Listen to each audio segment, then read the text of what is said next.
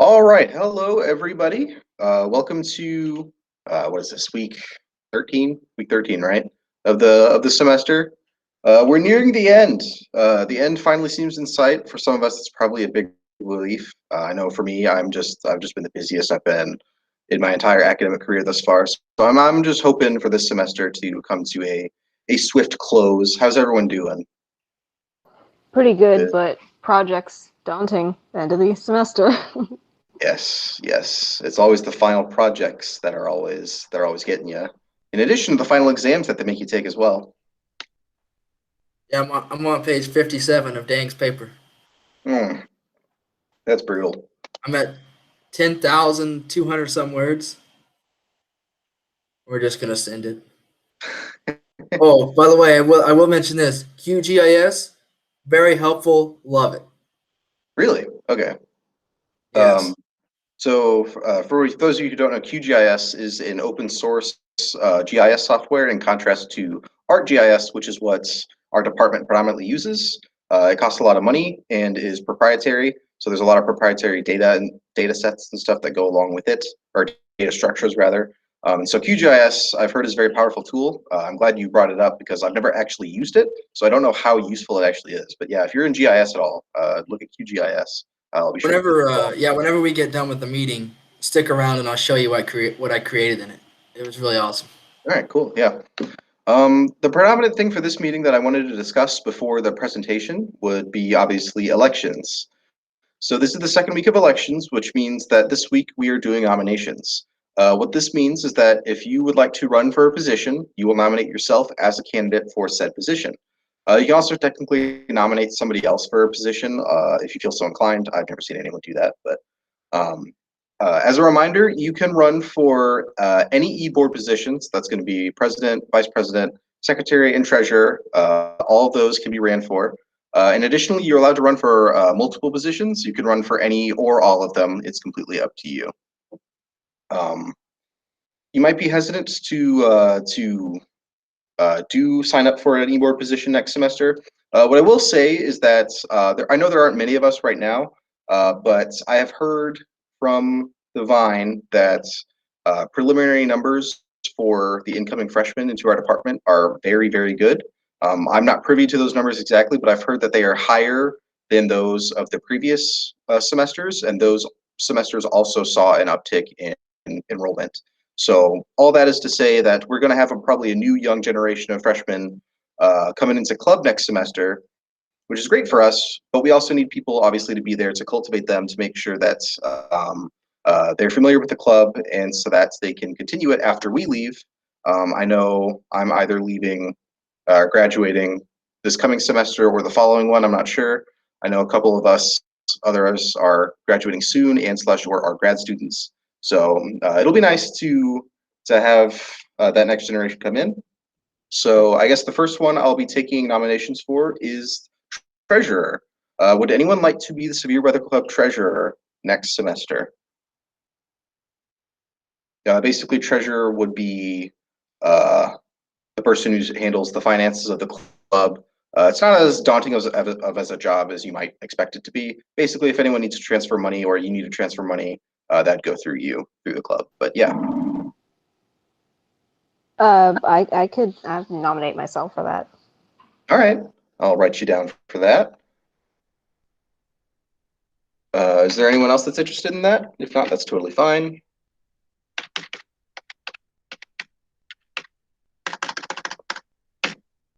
All right. Next, then, I'll take nominations for secretary. The secretary for the club does two things. They take notes for the club, or I guess they're called meeting minutes, is what they're called. Basically, you just write down whatever happened in club every day. And then, of course, you write the weekly emails to the club, as well as, um, various other things like Facebook posts and stuff. Would anyone like to be the secretary for Severe Weather Club next semester? I will say it is a fun job. If no one wants to volunteer, then I'll go ahead and just volunteer myself. I've been doing it for a while. I can continue writing the emails if that's okay with everyone. Um, if no one else is going to nominate themselves, then I guess I'll go for vice president next. The vice president is basically the president, except they don't really do anything. They have all the duties of the president, but only if the president is not able to attend the meeting. Basically, if you were to be the vice president if I were president, for example, I would expect you to like kind of be there in case I have to miss a meeting for some reason. I don't anticipate that. And for you to like probably give a couple presentations throughout the semester just to make sure that I have time to create my own presentations for those kind of meetings. Would anyone like to be the vice president of the club next semester? Any nominations? I mean, I can do it, but I don't have to. I mean, I'd rather an undergrad student do it, but if no one else will step in, I can do it, but that's up to whoever and whatever. I don't care. Right. I don't want to pressure anyone into doing that, that's for sure. But we would definitely need to get the incoming freshmen knowledgeable about the positions next semester for that time when we leave. I guess I'll have you written down, Anthony, in the meantime. And Yeah, then just give myself a little question mark. Question all mark. right, I'll put you on a question mark there. And the last one will be presidents. Does anyone want to be the president of the club next semester? President, obviously, their duties is to lead the club, make decisions about what the club does, particularly with regards to club business, as well as like finding like things to do. They usually do a lot of presentations. I will nominate myself for this position. I've only been doing it for a semester, and usually they serve for around a full academic year, so I figure I'll do it again next semester. But if anyone wants to challenge me, again, that's totally fine. Does anyone else want to nominate themselves?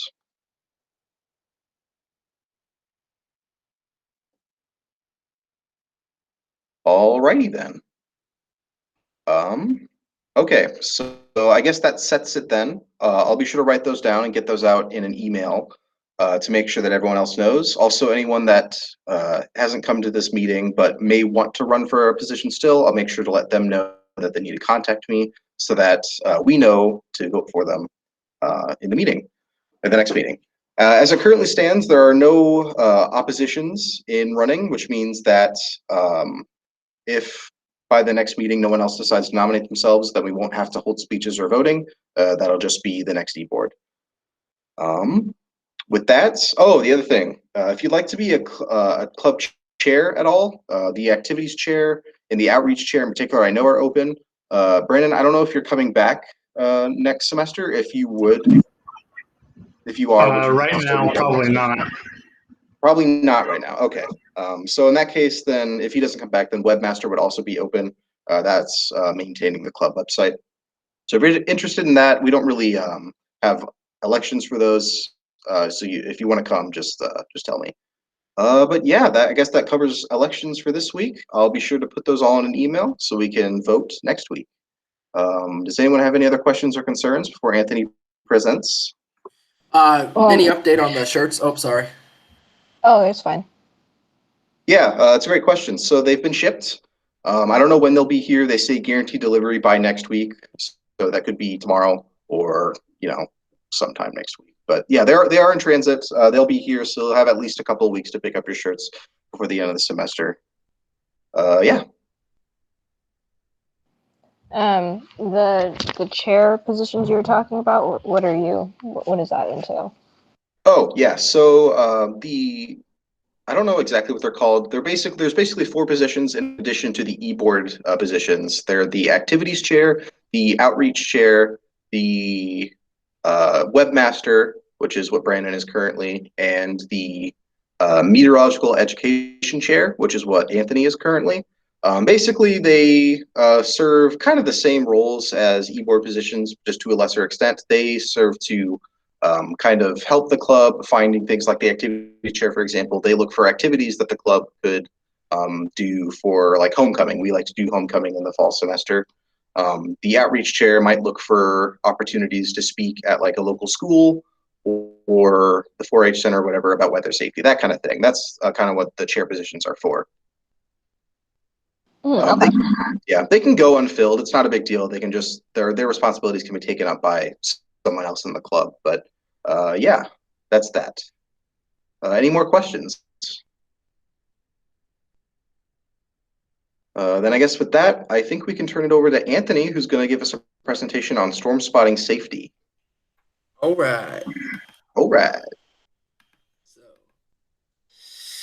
So first off, don't mind all my tabs at the top. Most of them are weather related and GA related, so don't worry about them. Okay, so storm safety. Well, so what I'm going to do here for the most part is I'm going to play the ending of, I think I still have this pulled up. No, I don't. Yeah, I do. Play the ending of these 4 videos from the National Weather Service Lincoln about being in the field. I'm not going to play the first ones that talk about thunderstorm development, characteristics of storms, and stuff like that. I mean, I'm pretty sure we should all know for the most part, the majority of that information. It's really basic and whatnot. So I'm going to play these videos. As you can see, they're not very long. I'm going to focus on those and then have a few other videos or maybe one other video and kind of talk about some other hazards you might see out in the field. And so what I'm going to do, we'll start it off with challenges a spotter. So I'll click on this, and here we go. Can you guys hear that? Did you guys hear that beginning? No, I think what you're going to have to do is you're going to have to share the screen as an individual tab, and that way it can pipe through the audio to us. Yeah, you're right. You're right. Okay, so tab. Here we go. Share. Okay, let me just double check here. Presentation audio is checked. Okay, so I'll restart this. So yeah, these aren't very long and they're pretty basic, but they do serve a good purpose. So here we go. As a spotter, you may see several things that can confuse you. Be sure to take your time when spotting so you aren't fooled. One of your challenges will be the distance of the storm from you. In this particular example, is this a tornado or a funnel cloud? It looks like it could be a tornado. The point extends pretty close to the ground. However, because of the distance, you can't see for sure. No debris is being lofted yet, so report it as a funnel cloud, but watch carefully. And so what we're really talking about here is at the surface down here. Once you see dirt, sand, anything being thrown in the air, that's when it's going to get classified as a tornado. If I have binoculars or something, and even when they zoomed in, I almost would classify this as a tornado. You can see right through here, you can kind of almost pick out some sort of ground circulation. But like they said, the distance would cause an issue here. So if you're on the fence and you're not sure, don't report it as a tornado until you're 100% sure. But like I said, if you see that ground circulation spinning down there and debris getting lofted into the funnel here, then it's a tornado. And so that's kind of where we're going from there. For it to develop into a full tornado. In this particular example, from Pekin on November 17th, 2013, it is hard to tell if this is a tornado or a funnel cloud. It actually is a tornado. However, the trees block the view for the first 15 or 20 seconds of the video. Here you can see the tornado clearly on the ground. Be careful around trees and on curvy roads. Scud clouds are probably the most confusing items you'll run into. These are low-hanging clouds. They appear to be attached to the bottom of the storm cloud, but they actually aren't. They can be easily confused for wall clouds and funnel clouds, especially at night. Be sure to look for a lack of rotation to confirm it is a scud cloud. So with these, whenever you're out storm chasing or spotting, what you'll mainly see with scud clouds is they'll be rising motion. They'll rise into the base of the storm. They could very well be in that area of interest, but like it says here, the lack of rotation will definitely be there. You will not see these rotating. Like I said, they're mainly noticeable when they're rising. They'll rise into the base of the storm. It's the most time you're going to notice the scud clouds. Here are several examples of scud clouds.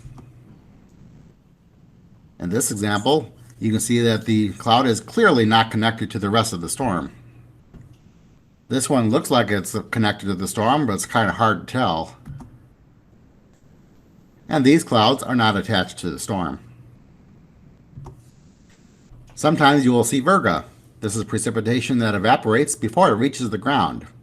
They will appear as streaks below the cloud.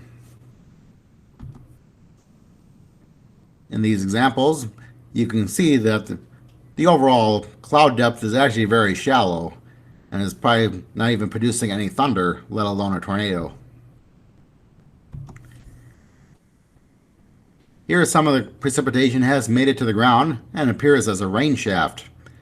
It may look more like a tornado at this point, but once again, because of the lack of cloud depth, it is really nothing more than rain.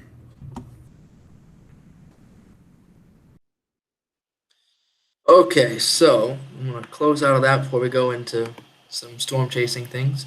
But that was the first one. Like I said, there the main purpose of that is to not be um, so I guess um, confused by characteristics that may appear dangerous. So I've got some other things here. Know thy land. Basically, like they said with that one tornado near Pekin, they couldn't see it because it was behind the trees. Now, if you go down to the southeast and you try to chase down there, there's a reason why it's called the jungle. You're going to have trees on trees on trees on trees. And really, the only way you're going to see a tornado there is if you really are right up in it. And that's the most dangerous part because those ones down there, they're fast and they are big. They'll really sneak up on you. So, which in that case, I wouldn't chase down there. I don't chase down there that often. Basically for that purpose. It's very very dangerous down there. As far as seeing the tornado or any storm in general, for that matter. Another challenge that's not mentioned but is really noticeable if you're out there on any given day, if there's, especially on a weekend, if it's an enhanced risk or higher in the plains or in Texas or northern plains, southern plains, chaser convergence. So what this is just the amount of chasers on the road is unbelievable. I was gonna show my picture that I have that I took from the high risk day in 2019, but I wouldn't load on here, so I couldn't do it. But that day there were so many cars, you can actually tell where the roads were because of all the spotter indications. They were displaying their location on radar scope. So you can tell where the roads were because that's how many people were backed up. And we were in a Congo line of at least a mile and a half, 2 mile long of cars trying to get to one storm. And on our way to the storm, we saw one rear end accident. There were a few cars in the ditch. We got passed by a car that was impersonating a police officer, had the blue and red lights.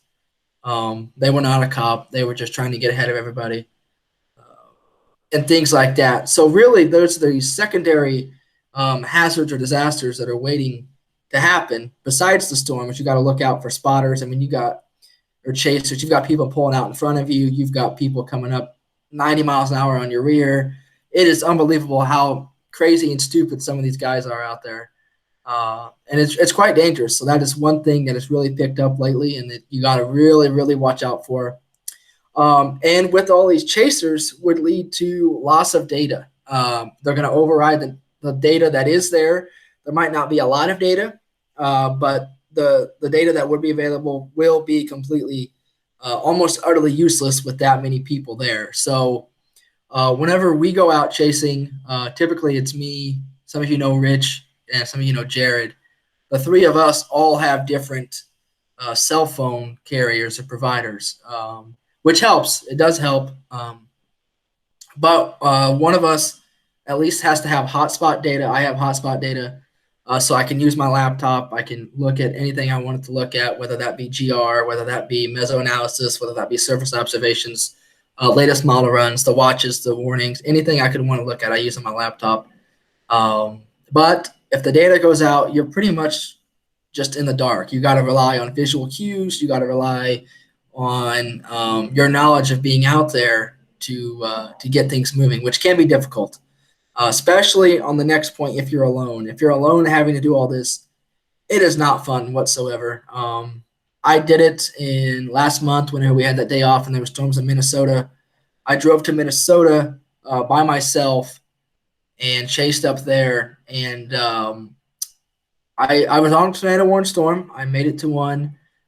Couldn't quite catch up to it once I lost an east road option which I'll kind of talk about that in the next slide as to why I lost it. But I did get some really nice pictures. I wish I would have included them in here, but I didn't. Of a tilted up draft, and it was just really nice to see. But I was by myself, and it made taking pictures while driving bad. I don't ever like to be on my phone when I'm driving. But I knew that was the only way I was going to get a picture, and I actually tried to get up to this thing. But yeah, so that's some of the challenges as a spotter if you're out there chasing. You got to know your lane, and I'll kind of go into that here in a little bit more. Chaser convergence is nuts. You need data, a lot of data. And if a storm does roll through and knocks out a tower, then you're really messed up as far as getting and receiving data. And being alone is not fun. I always recommend at least having 2 people. If you have to go alone, you can do it. But just know that there is heightened dangers associated with that. Okay, so I'll click on this one, and I'm going to stop sharing real fast. And we'll go back into presenting. If you guys ever have a question in the middle of this, don't just yell at me because I'm just going to keep rambling. Okay, so here's. Yeah, go ahead. It was about, because you were saying in the jungle, like the tornado is really fast. So I was recently watching some, because I've never experienced a tornado myself. I was watching some storm chaser vids, and they look like they're going super fast. Mm-hmm. Like, how fast are they going then in the jungle? So down there in the southeast, what typically happens from late March to early May or maybe late April, the amount of synoptic features as far as the upper level winds are just really, really strong. And so what that does is that drives storm motions nuts. You're talking some storms down there, they might be going 60, 70, 80 miles an hour. So if you're on a winding road and you have to slow down, that storm will catch you. 60 is probably about average, 60 to 70. Maybe 60 might be a little high, I guess. 70 probably pretty high.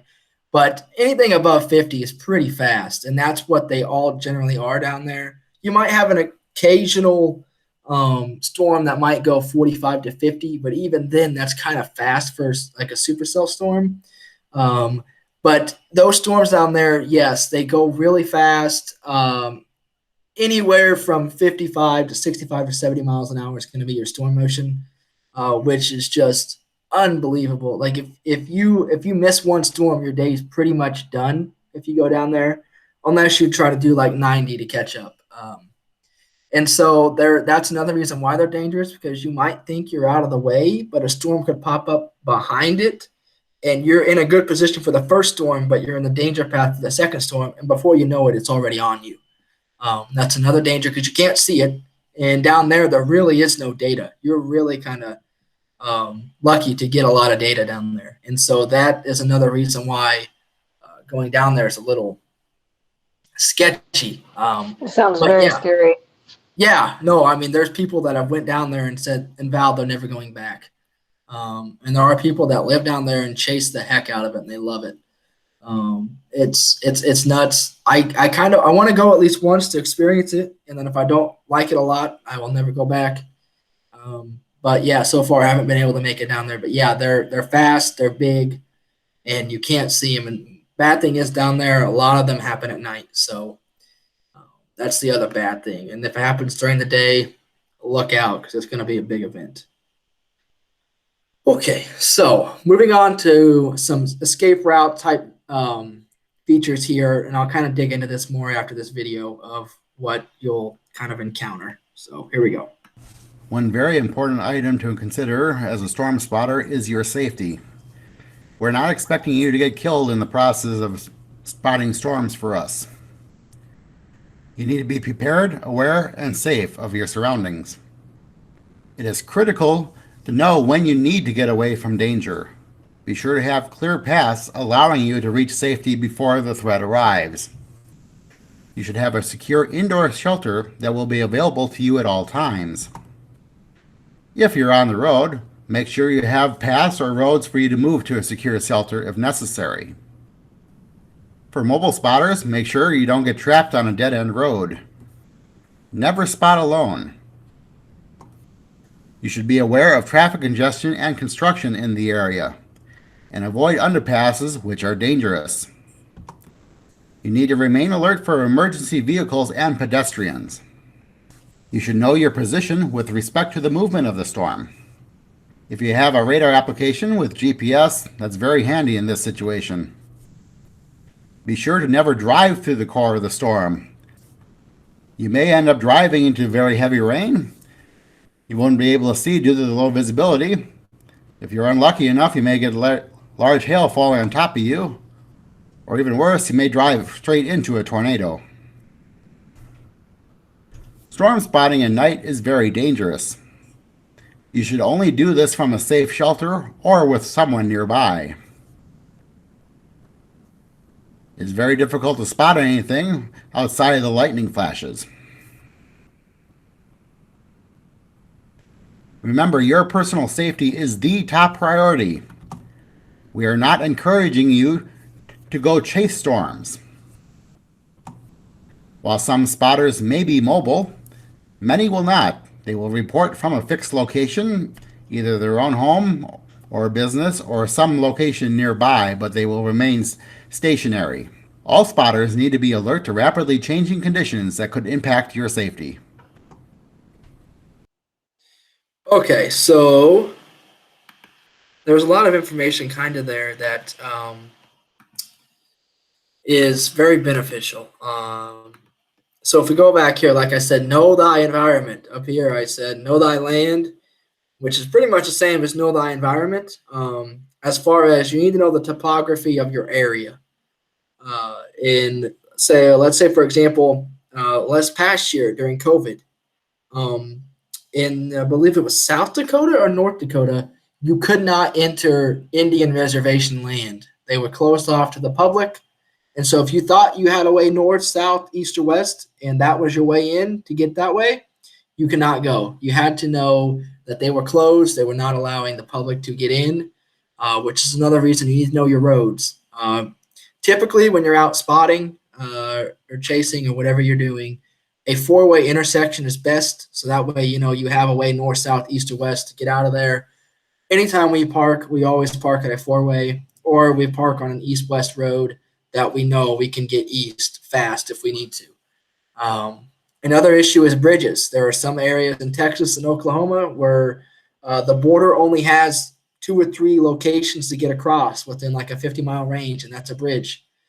So you need to know that there are bridges, and if it's a big day, you are going to get backed up because people are going to try to get across that bridge.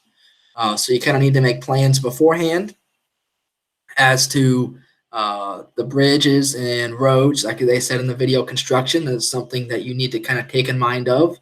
Now Google Maps or Waze or whatever you're going to use is pretty good about telling you about construction. So whenever you input something into maps of where you're going, they'll kind of reroute you around it. But even if it's something new and they don't know about, that could definitely be an issue. Once again, data is going to be your number one friend. Like they said, your location with GPS and the radar app. Well, if you don't have data, you can't do that. And the radar scope does very, very well with tracking your location compared to the storm. You can just hit the little location icon and boom, now you are on the map, which is nice. Radar Omega, I'm sure, has the same thing, but I haven't messed around with it enough. And so I don't know how many of you have heard of the term gorilla hail lately. But it is catching on, and it is catching on fast. And I just want to show you a video of gorilla hail, and this one makes me laugh every single time. So I got to make sure I pause this real fast and switch over again. This one here, I think you all are going to enjoy because I thoroughly enjoy this video every time I watch it, just because of how happy this person is. You all know this person, but it's just so Sometimes so you need awesome. to get away from the kids for grown-up time. Or get away from the grown-ups for kid time.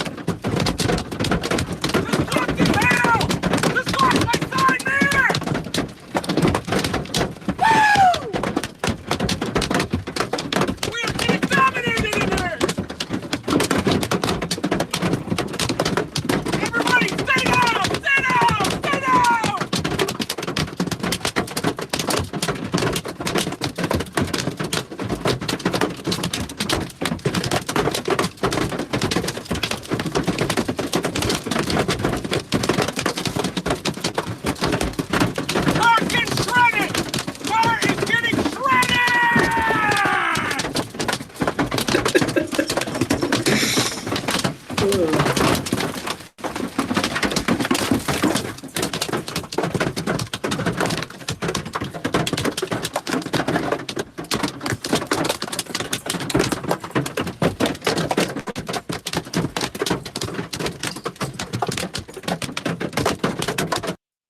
there's another 6 minutes of that, but we'll stop there because it's pretty That much. person is wilding out.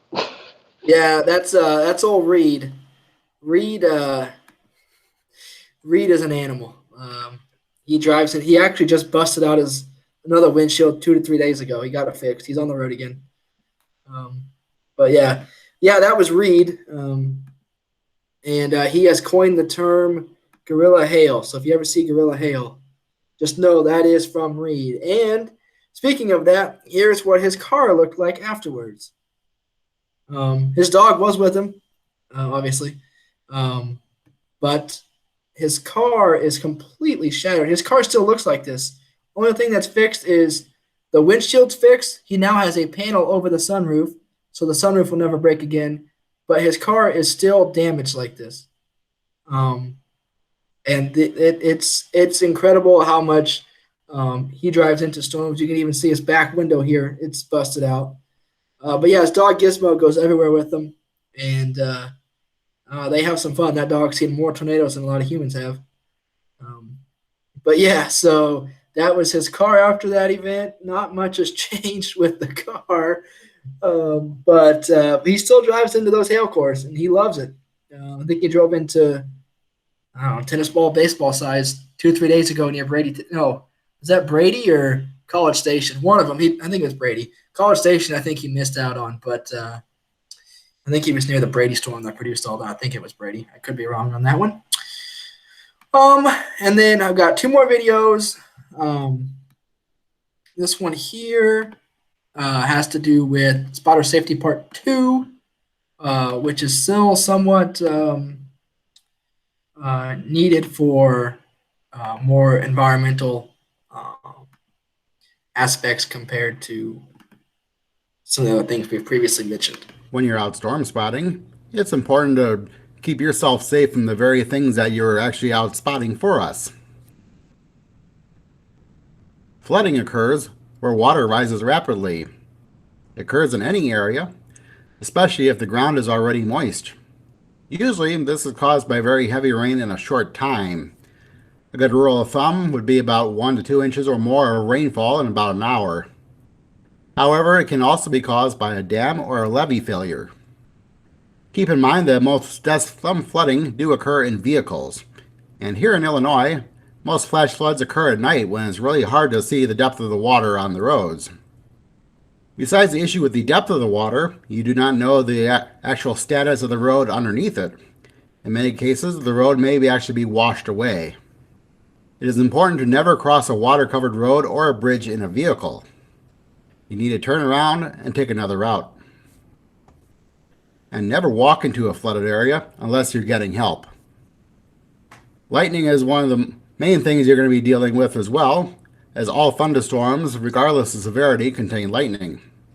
Safe locations for lightning include secure buildings with the windows and doors closed. Also, a hard-topped vehicle with the windows closed is a good shelter. This is safe because you are in the metal frame of the vehicle and has nothing to do with the tires, as is commonly believed.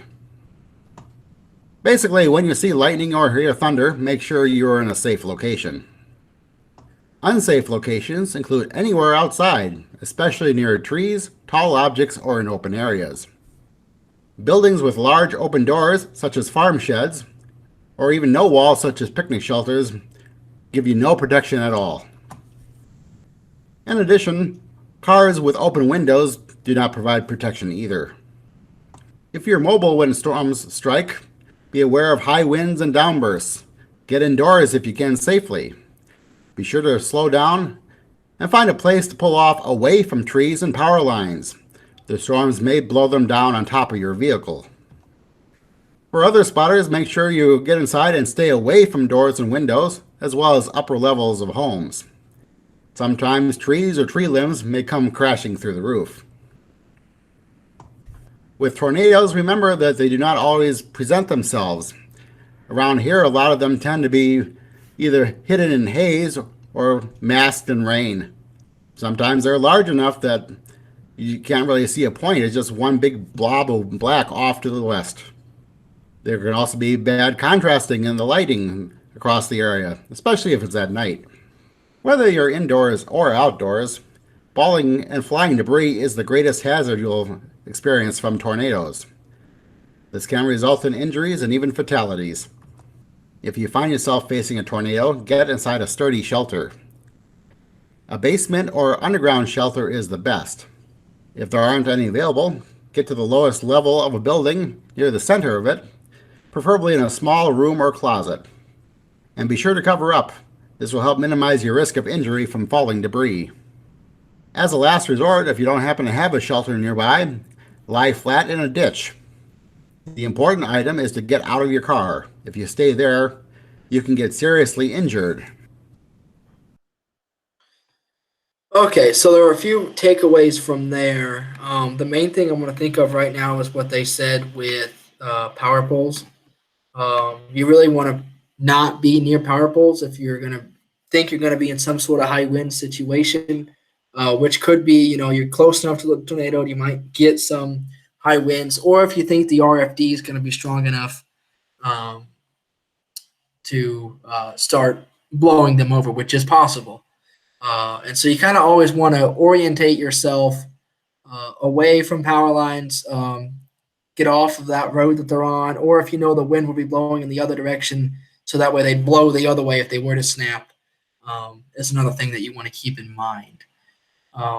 As far as flooding goes, you're going to be in areas that you aren't familiar with, so you don't know where that road is, you don't know how deep that water is, you don't know if the road's still there, and things of that nature. Just turn around and find another way out of there. There'll be another way. It might take you a little bit longer, but that's a lot better than losing your car and possibly your life.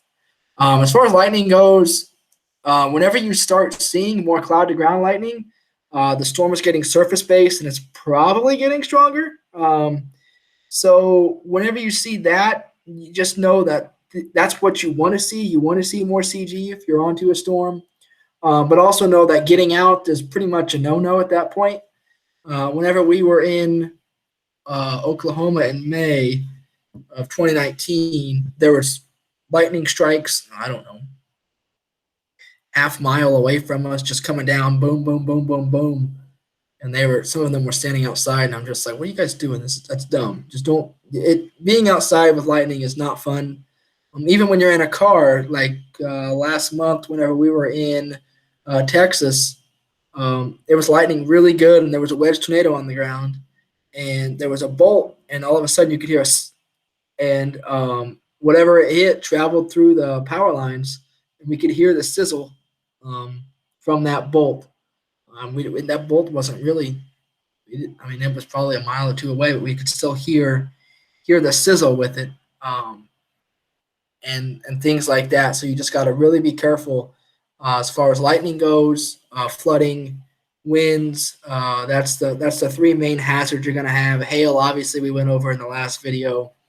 And you want to really, if you think you're going to have a lot of winds, you want to orient your car, I think, perpendicular to the winds, so that way you don't flip.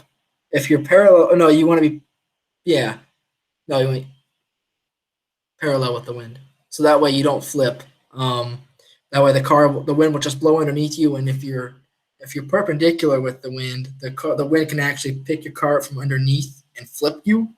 And you really want to go back windshield towards the wind. So you want to make sure your front windshield is facing away from the wind, so that way you don't lose it. You'd rather lose the back than the front, which I've never been in that situation yet, so I haven't had to deal with that, but I've heard stories about that.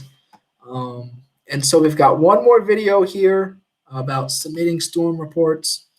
And this has changed a little bit from what this video says. The video was made in 2017. So they did switch a little bit of things around, and I'll kind of discuss that. It's really switched, I guess, a lot around, but mainly for better usage. Okay, here.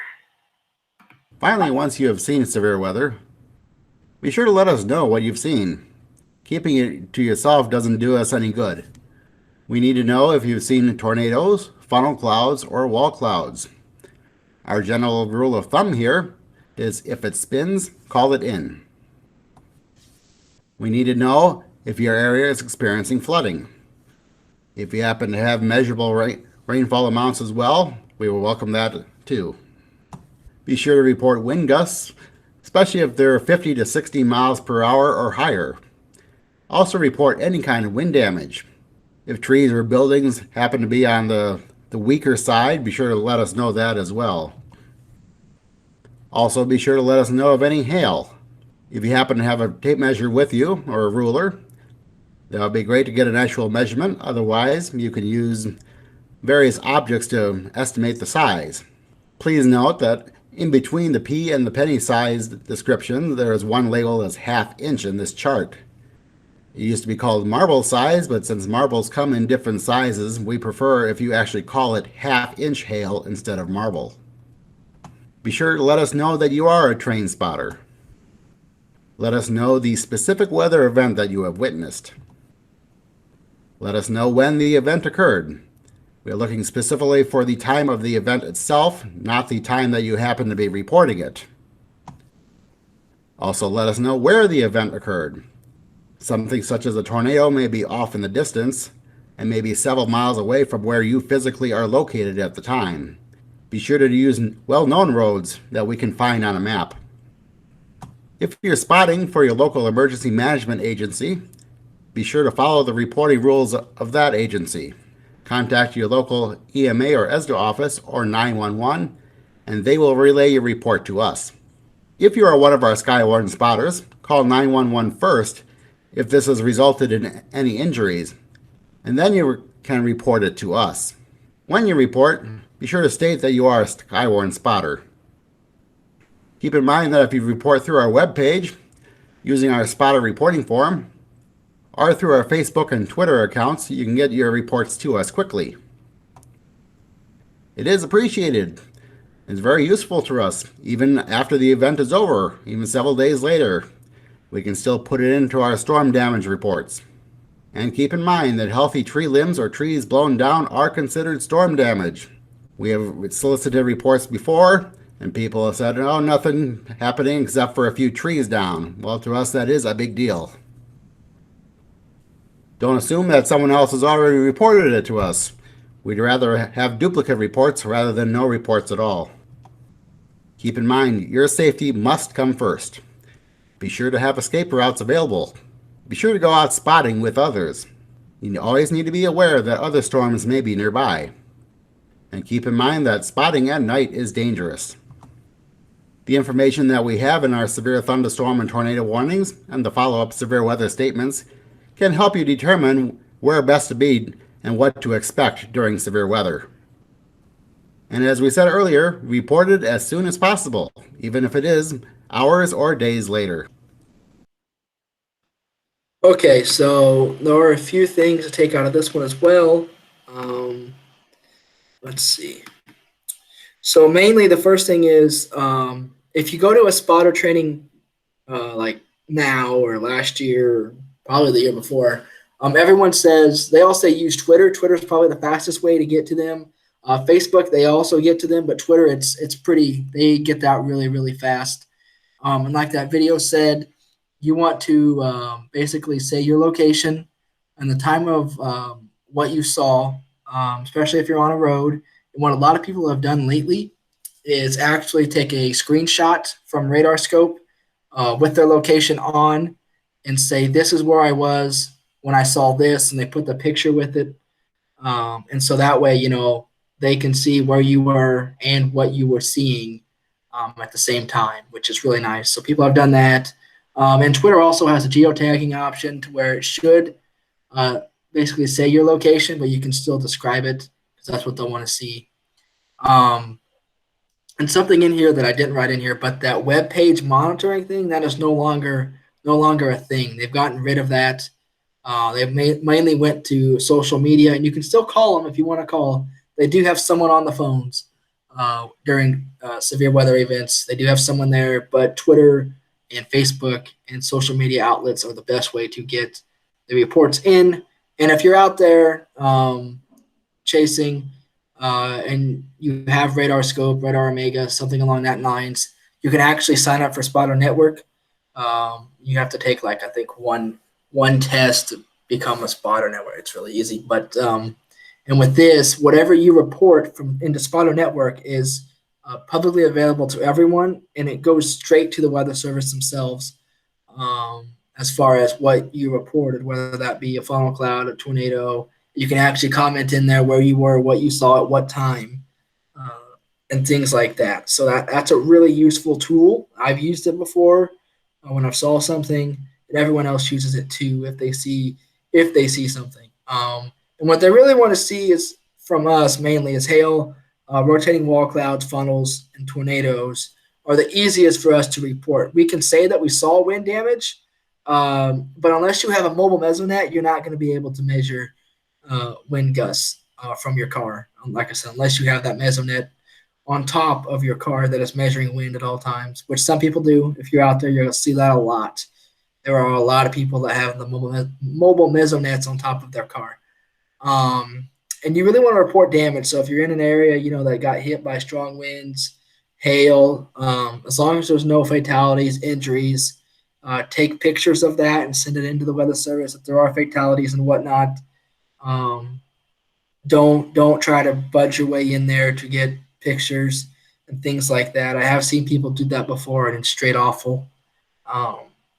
But do your best to report what you can see, even after the event. If you're driving through, they'll still accept pictures or descriptions of what happened. And if you can't do any of that, you can call 911. I list it as a last resort because what ends up happening with 911 most of the time is you can call them, tell them your name and whatnot.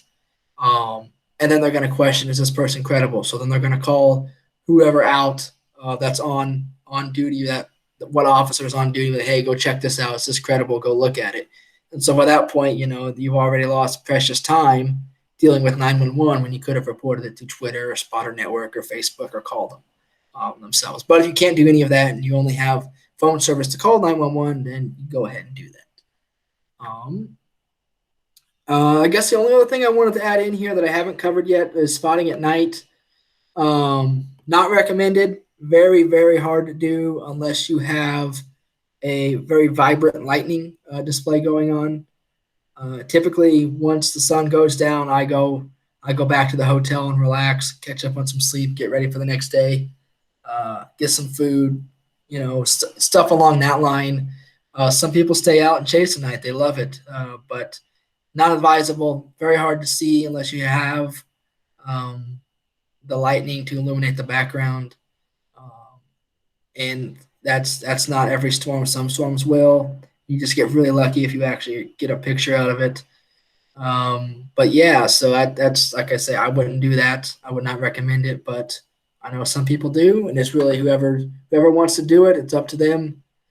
There's really, I can tell you what the right thing to do is, but it's all personal preference. So with that, I think that ends my presentation. Is there any further questions?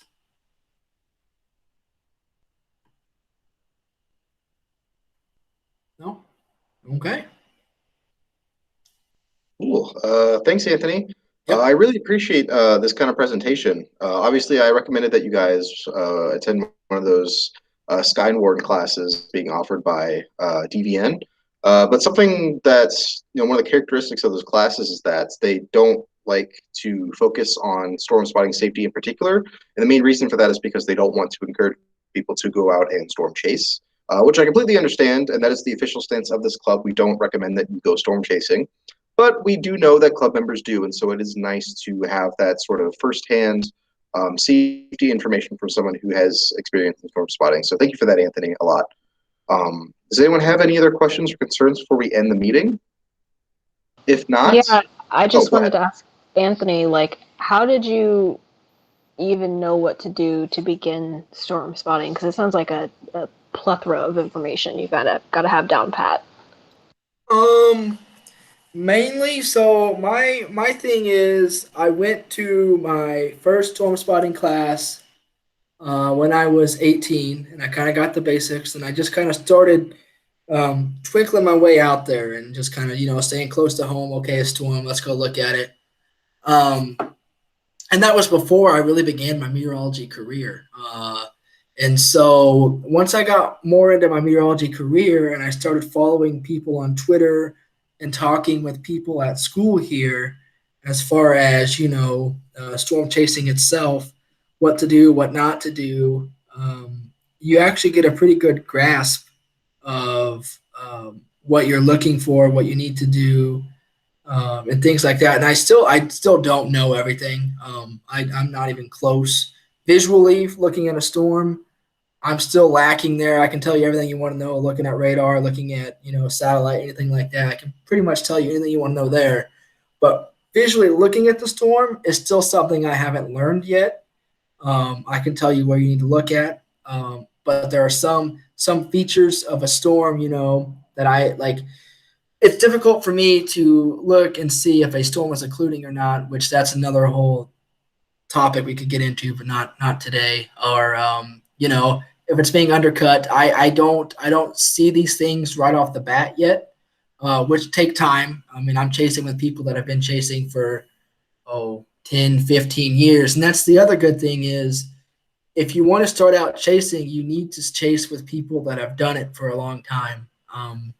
So for me, chasing, one of my first chase with Jared, and he chased more than I have, and I learned a lot from that chase. That was actually my first tornado, was my first official chase out of state.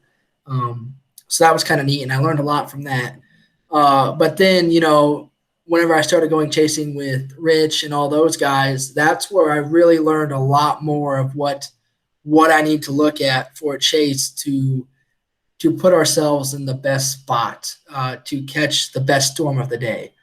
Uh, and that is the main thing that I still do. I still learn. Like there's still so much to learn, and I tell that to everybody that is a meteorology major. You will not learn everything you need to learn. It'll come. You'll learn a whole lot, but the most part of it is you'll never quit learning. And so that's the thing with chasing is you never quit learning. You'll always be in a new area with, well, maybe not a new area to you, but you'll be in an area with a new storm that might not act the way you thought it was going to act. And so you got to figure out, what can I do here, or where did my forecast go wrong? What parameter busted? What happened? And you can actually go back, and that makes you a better forecaster for future events and stuff like that. So for me, having those experienced guys there kind of like mentoring me and kind of showing me the right way to look at things and what things are. Most of the stuff that they were talking about when I first went with them, I had no idea what they were talking about, but I kept them in my head, and I went back and looked, and I was like, oh, okay, I understand that now. And then as more things kept coming out and out and out, I finally, I got to the point to where they could say something and I understood and I could look it up right away, because when they first were saying things, I was like, I don't even know what that is. I don't know where I can find that. I have no idea. But now I've gotten to the point to where, like I said, I have a pretty good grasp of everything that you can look at, from model data to radar data. But visually speaking is still where I lack a little bit.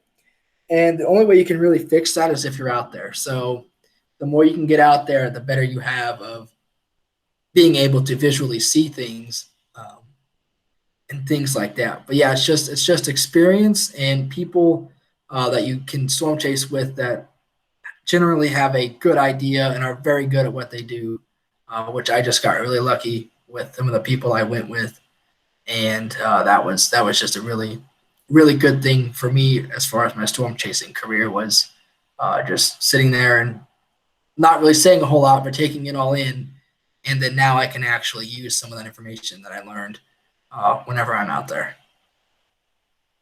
Right on. Yeah, hopefully in the upcoming semesters, when COVID is hopefully becoming a relic of our past, we can get together as a club and do that kind of thing, so we can each become more knowledgeable. That's definitely something I've missed out on so far. But yeah, is there any other questions, comments, concerns? If not, then next week is going to be the last meeting of the semester. What we're going to do is if there happens to be any competition that arises for any of the positions, you'll give like a quick 30-second speech about why you should be voted for, and then we'll hold voting. If there is no competition, then none of that will be necessary. And so then we can either make next week's meeting super duper short, or we can like have some activity. Like I know last semester I think we did like quizzes and stuff. So yeah, with that, I'll go ahead and end this meeting. Thank you all for attending, and I'll see you guys next week.